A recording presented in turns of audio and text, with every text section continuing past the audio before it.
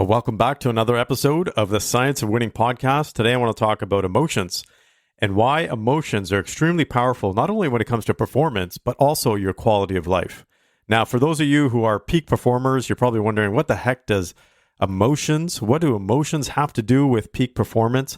Well, emotions have everything to do with peak performance. In fact, those top peak performers are the ones that know how to train their emotions and effectively manage their emotions. So, first of all, you can't manage your emotions unless you know how to train your emotions. So, emotions are trainable. Yes, most of us actually have a baseline emotion that we carry around with us.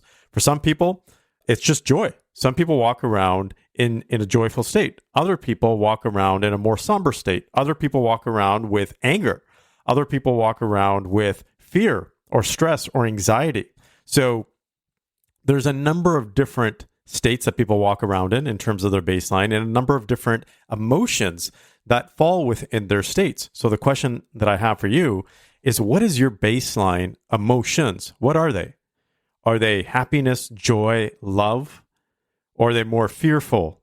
Do you have anger sitting there? Do you have resentment? So on what side of the spectrum do you fall into? Because depending on what side of the spectrum you fall into, it's going to impact your performance. Now, I talk to a lot of people here. It's really interesting because the work that we do sheds a lot of light in terms of human behavior and human nature. People will typically rate themselves a lot higher when it comes to the emotions that they feel, the quality of emotions that they feel. And over a period of time, when we interact with the individuals in our programs, they also self-identify. We don't have to do this ourselves because we can pick up pretty good.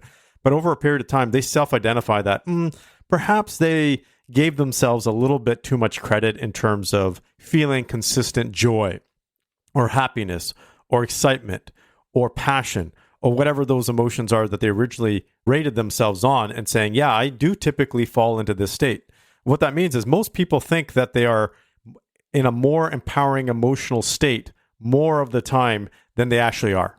Okay, so most people will give themselves credit because they don't want to essentially tell themselves or tell other people that, no, you know what, I'm in a crappy emotional state most of the time, or I feel down and out most of the time.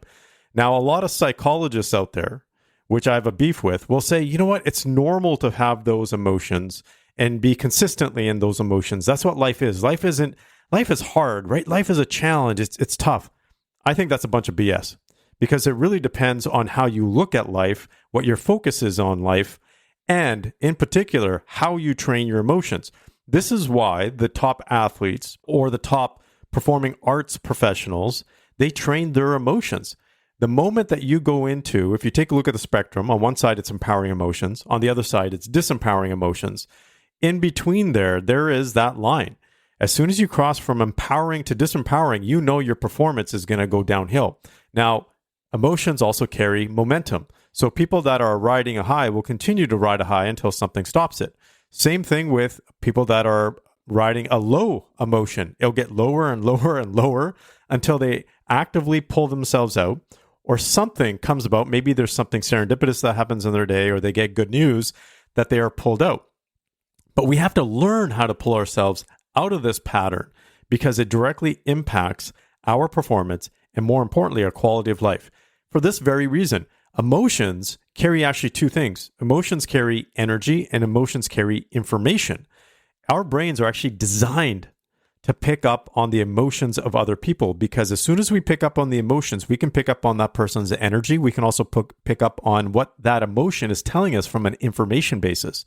So imagine this. You're walking down the street and someone is walking in the opposite direction, and it's a complete stranger.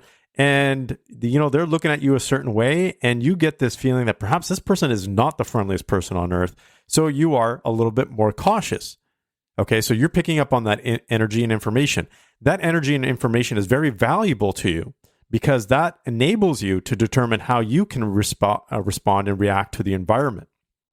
Okay, so every moment we are giving off energy and information based on how we are feeling. And so if you are in a down and out mood, whatever that may be, and you're like, you know what? I'm just feeling this inside. I'm not going to portray it to other people. Guess what? Other people can pick up on it. Our brains are so effective at picking up on the emotions and energy and information of other people, those subtle signs. You may be saying one thing, but your body language may be portraying something completely different. And those people, in fact, we do know from research that emotions are contagious because it's energy. Energy is contagious. So the moment you are in a room with someone else that has a higher level of emotion, you will pick up on that energy. If you're in a room with someone that has lower level of emotions, you're also going to pick up on that energy as well. And it's going to bring you down. That's going to bring down performance as well.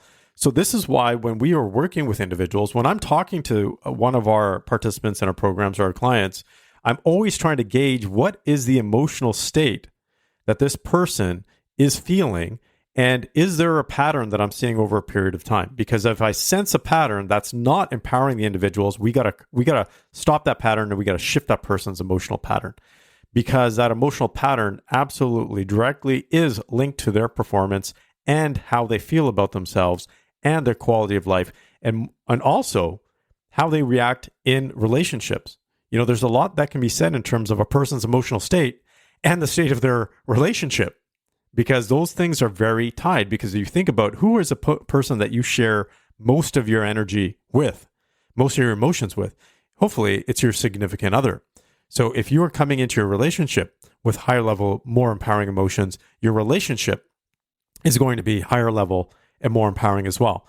And that's your intimate relationship. Now, the people on your team, if you are a CEO and you have an executive team, that's a particular type of relationship as well. So you're bringing that energy to that team as well. So we first, as leaders, have to ask ourselves this question: what is the emotion that we are consistently in on a day-to-day basis? Okay, because again, most of us have this baseline emotion, these 3 to 5 emotions that we feel on a consistent basis throughout the day and throughout the week. So here are 3 questions that are extremely powerful that we need to ask ourselves. They're simple questions, but there's something that I ask myself all the time. Now, we get people to put reminders in their calendar or on the phone or whatever it is every single hour that asks, how am I feeling right now? Okay. If you can put that question in, it's going to remind your brain, it's going to alert you to ask yourself this question more consciously, because most of us are on autopilot. We feel a certain emotion, yet we are not fully aware that we are feeling this emotion. So we're feeling it, but we're not consciously paying attention to it. We need to pay more conscious attention to it. So the first question in this reminder is, how am I feeling? Then you go through a series of other questions. Why am I feeling this way? Is the next question we have to ask ourselves, because there is primarily a trigger that has gotten us into this type of emotion. So we got to find out what that trigger is. If we get better at finding out what the triggers are, we can figure out, is it the trigger that needs to change, or how do we adapt ourselves to that particular trigger, because we might be exposed to that trigger all the time. Okay, the next question is this the emotion that I want to be feeling? Okay, so if you get this reminder and all of a sudden you're feeling sad, right? And you ask yourself, is this the emotion that I really want to be feeling right now? Now, sadness can be an appropriate emotion depending on the circumstance and situation. If you're at a funeral, yeah, okay, it makes sense. But if you're sitting in your office thinking about, okay, the work that you're doing, if you're feeling sad, is that really the way you want to be feeling right now? So that's something that needs to shift and needs to change as well. The last question is, how do I then shift this emotion? And emotions can be shifted. Okay, so there's 2 primary ways to shift emotions. You know, you can think your way out of an emotion. I don't always recommend thinking your way out of an emotion, because that can be challenging. You got to have a really strong mindset. And once you have a strong mindset, you absolutely can. But there's an easier way, and that is you shifting your focus. So yes, distracting yourself with something different. Putting your focus on the things that you should be focusing on. That's the first step. And secondly, then using your body, or what I call physiology. Use your body movement to shift your emotion. Typically, when you're in a state of sadness or anger or depression or whatever it might be, anxiety, your body will actually show that. Okay, your body actually lives out how you feel. Okay, it's a tell sign. So if you're sitting at your desk and you're just kind of hunched over and you're sad, well, you got to move your body. Get up, move around, go for a walk, or stand up or sit up straight. You know, put your shoulders back, your chest out, give yourself a little bit more of a power and confident pose, because that's going to help you shift your emotion. Okay, so the more we do this, the more we take conscious control of our emotions, the better we get at training our emotions and therefore being able to manage our emotions and therefore being able to be in peak performance and, most importantly, having a higher quality of life because you're going to be better in terms of the energy and information that you give off to other people. And they're going to feel better because they're absorbing better energy and better information from you as well. So as a leader, this is something that we need to take accountability for ourselves first, and then we can show other people how to do that.